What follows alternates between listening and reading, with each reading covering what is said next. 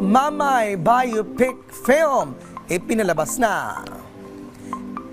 Mapapanood na sa mga kilalang sinehan sa Pasig ang pelikulang Mamay: A Journey to Greatness, the life story of Marcos Mamay sa direksyon ni Director Neil Buboy Tan. Ang pelikula ay nagpapahayag ng payak na buhay ni Mayor Marcos kung saan dumanas ng paghihirap, nagsumikap, lumaban at tumulong sa pamamagitan ng pagseserbisyo sa bayan. Okay, lahat na eksena po, napakahalaga po. Yun nga po, lagi po namin sinasabi, napaka-inspiring na movie na to. Hindi ito isang political film.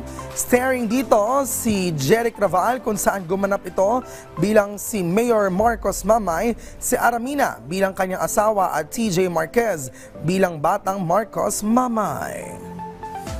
This is an advocacy film, no?